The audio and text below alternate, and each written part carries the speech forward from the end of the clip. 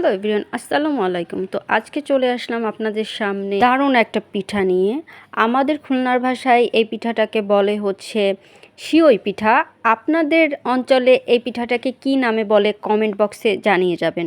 তো ফার্স্টেই আমাদের এই সিওই পিঠাটা তৈরি করতে গেলে প্রথমেই আমাদের একটা খামি তৈরি করে নিতে হবে, যেটা চালের গুঁড়া দিয়ে তৈরি। মানে আমরা নর্মালি যেরকম রুটি বানাই ওই রকম হাঁড়িতে আমাদের পানি গরম দিতে হবে, আর পানিটা ফুটন্ত গরম করে নিতে হবে। তার মধ্যে হচ্ছে আমাদের চালের গুঁড়ি দিয়ে দিতে হবে, দিয়ে এটাকে অনেকক্ষণ ধরে নাড়িয়ে তারপর এটাকে ঢাকনা দিয়ে ঢেকে দিতে হবে। মানে আমরা যেরকম রুটি বানাতে গেলে আমাদের খামি তৈরি করতে হয়, সেম ওরকম। তো এটা তৈরি করার পরে আমরা এখান থেকে কিছু অংশ নিয়ে নিয়ে এরকম লম্বা লম্বা করে একটা শেপ দিয়ে নিই। আপনাদের প্রসেসিংটা আমি দেখিয়ে দিলাম। এই পিঠাটা আপনি দুধ দিয়ে রান্না করে খেতে পারবেন, আবার আপনি এটাকে সেদ্ধ করে মাংসের সাথে বা ডালের সাথে যেটাই হোক আপনারা সেটা দিয়েও খেতে পারবেন। সো এই সিয়াই পিঠাটা কিন্তু হাতের কাটার তৈরি সিয়াই পিঠা। আর সিয়াই পিঠা কিন্তু আর একটাও আছে, যেটা হচ্ছে আপনারা মেশিনের মাধ্যমে লুডুসের মতো করে যেটা বানানো হয়, আর এটা হচ্ছে হাতে কাটাটা।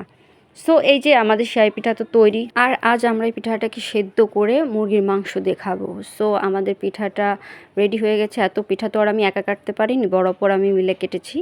তারপরে সেদ্ধ করা হয়ে গেল, আর এই যে মাংস দিয়ে আমি খাওয়া শুরু করে দিয়েছি। ইয়াম্মি ইয়াম্মি পিঠা।